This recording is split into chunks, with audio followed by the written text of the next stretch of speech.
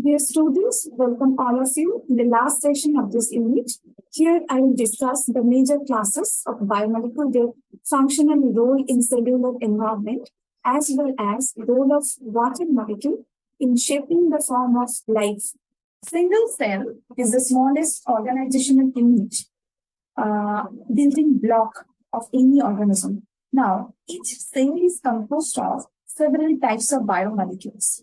All these biomolecules can be categorized in four major chemical classes. These are carbohydrates, proteins, nucleic acids, and lipids. Biomolecules are the most essential organic molecules which are involved in the maintenance and metabolic processes of living organisms. These non-living molecules are the physical basis of any kind of life form. They range from the small molecule like primary, secondary metabolites and hormones to large macromolecules like proteins, nucleic acids, carbohydrates, and lipids. However, living organisms are made of only a small selection of naturally occurring elements. So you can recognize easily this is a periodic table. Only the four elements out of all these, that is the carbon, hydrogen, nitrogen, and oxygen, make up the 96.5% of an organism's weight. The atoms of these elements link together by covalent bonds to form molecules. So the atoms are held together by forming different types of chemical bonds and create necessary interactions between biomolecules which are essential for life. So chemical bonds can be divided into two types, covalent and non-covalent bonds. A covalent bond is a chemical bond that involves the sharing of electrons to form electron pairs between atoms. The stable balance of attractive and repulsive forces between atoms when they share electrons is known as a covalent bonding. So you can see in the left hand the image of a methane molecule, where you can see that the carbon atom is actually making four covalent bonds with four hydrogen atoms. And it is an extremely stable molecule, and you have to supply energy to background any one of these covalent bonds. So this molecule are extremely stable in the cellular environment, as covalent bonds are typically 100 times stronger than the thermal energy within the cell. Another type of interaction, very important type of interaction, is non-covalent interactions. There are three types of non-covalent interactions predominant in cellular environment. That is hydrogen bond, electrostatic interaction, van der Waals interactions. Another one is also important, that is the hydrophobic interactions. So non-covalent interaction differs from a covalent bond in that it doesn't involve the sharing of electrons, but rather involve electromagnetic interactions between molecules or within the molecule. However, most versatile element is the carbon, which can form four covalent bonds and take a tetrahedral arrangement. The carbon skeleton can be linear, branched, cyclic, or aromatic. Other important elements are in the biological domain are oxygen, nitrogen, hydrogen, phosphorus, and sulfur. About 30 elements are found in cellular environment, though most of them linkage in only very little, that is in the trace amount. So the important functional groups are also very precise, like hydroxyl group, amine group, carboxyl group, and carbonyl groups. Now, however, most of the biomolecules are polyfunctional contents. That means it contains multiple functional groups together, which can influence each other's activity. Most biomolecules have high molecular weight in the range of thousands to billion Daltons. Another important feature is stereochemistry. Most of the biomolecules have several or many asymmetric carbon, and they interact with other biomolecules in a very precise stereo-specific manner. Now, you can see here in the left hand, there is all the structures of the four major components of the biomolecules. That is the sugar, that is another one is next one is the amino acid, next one is the fatty acid, and the last one is the nucleotide. All these are actually monomer and serve as a building block to form the macromolecules. On the right hand side, you can see the correlation between the monomers and the macromolecules. So, first of all, you can see that the sugar molecules are the building blocks or the monomer of polysaccharides. where the fatty acids are the building blocks or the monomers of the macromolecules like fats, lipids, membrane lipids, all these things. Next, you can see that amino acids. Amino acids, the small molecules which actually act as a monomer to to synthesis the macromolecule protein. And the last one is the nucleotides. And nucleotides are actually the monomer of the nucleic acids. Now, one by one, we'll see all these building blocks, that means small organic building blocks or the monomers, that means the sugar, amino acid, nucleic acids, along with their macromolecular form, that is the lipids, nucleic acids, carbohydrates, and proteins. So what is carbohydrate? First of all, carbohydrate is a class of biomolecules consisting of carbon, hydrogen, and oxygen atom, usually with a hydrogen and hydrogen to oxygen atom ratio of 2:1. These are collectively called as saccharides. In very brief, carbohydrates have several functional goals, like dietary source of energy. Primary dietary source of energy forms various structural components. An example of this is the cellulose. Here you can see chemical structure of the lactose molecule, which is a disaccharide found in animal milk, and it is also known as the milk sugar. Next, the nucleic acids. Nucleic acids are biopolymers or the macromolecules.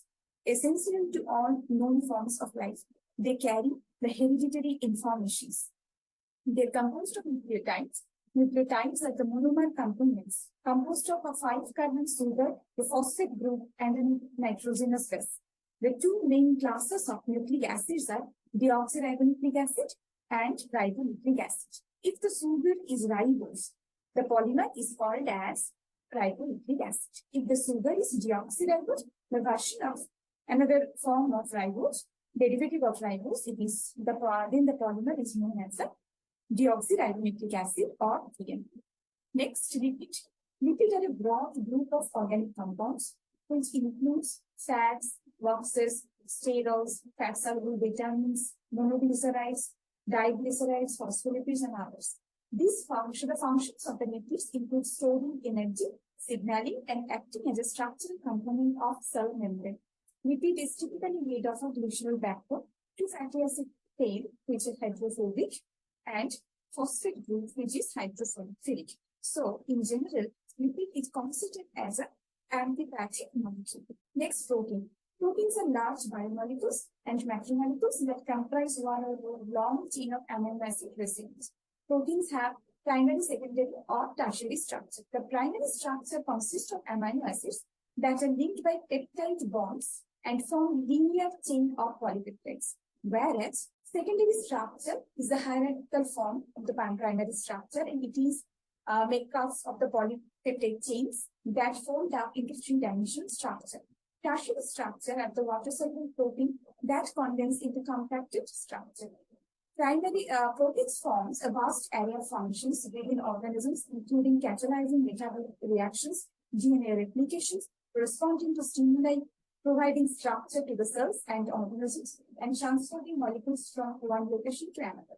Proteins differ from one another primarily in their sequence of amino acids. Here you can see a distribution, approximate distribution of different biomolecules in a tiny bacterial cell. You can see the distributions profile here. 70% weight is actually carried by the water molecule. Only the 30% is composed of coming from the chemicals. Now the thing is that here you can see that the percentage of macromolecule in the body mass. Here the maximum percentage is carried by the protein molecule. It is almost 13% of the total body mass. The next one is the phospholipids and polysaccharides. Both are almost same, 2% and 2%, whereas DNA and RNA is 6% about, and DNA is about 1% only. And other small molecules and inorganic cells, they are showing only total 4% of total body mass. Now we will see the role of water in shaping biomolecules. Now we will see the role of water in shaping biomolecules. So, what is the most abundant substance in the living system, making up 70% or more of the weight of most organisms? Actually, water pervades all portions of every cell and is the medium in which transport of nutrients, the enzyme catalyzed reactions of metabolism, and transfer of chemical energy occurs. The first living organism probably arose in the primeval oceans. Evolution was shaped by the properties of a medium in which it occurred. So, because of this, that primitive environment put a permanent stamp on the chemistry of living things. Life therefore hinges on the chemical properties of water. In each water molecule, you can see that the two hydrogen atoms are linked to one oxygen atom by covalent bonds. Very simple it is. The two bonds are highly polar because of the oxygen is strongly electronegative. That means it has a strong attractiveness towards electron, whereas hydrogen is weakly attractive. Consequently, there is an unequal distribution of the electron in a water molecule with a preponderance of positive charge on the two hydrogen atoms and of negative charge on the oxygen.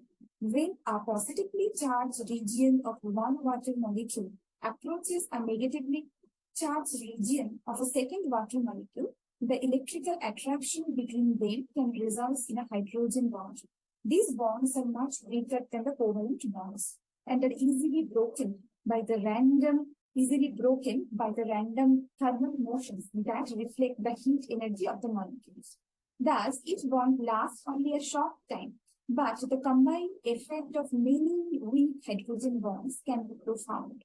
For example, each water molecule can form hydrogen bonds through its two hydrogen atoms to other water molecules, producing a network in which hydrogen bonds are being continually broken and formed. It is only because of the hydrogen bonds that link water molecule together that water is a liquid at room temperature with a high boiling point and high surface tension rather than others. Molecules such as alcohols that contain polar bonds and that can form hydrogen bonds with water dissolved readily in water. So most of the cases, because it a huge range of solvent, so water is considered most often as a universal solvent. Molecules carrying charges likewise interact favorably with water. Such molecules are termed as hydrophilic, meaning that they are water-loving. Many of the molecules in the aqueous environment of a cell necessarily fall into these categories, including sugars, DNA, RNA, and most proteins. Hydrophobic molecules, but by contrast, are uncharged and form few or no hydrogen bonds, and so do not dissolve in water. Hydrocarbons are an important example. In these molecules, all of the hydrogen atoms are covalently linked to the carbon atoms by largely nonpolar bonds.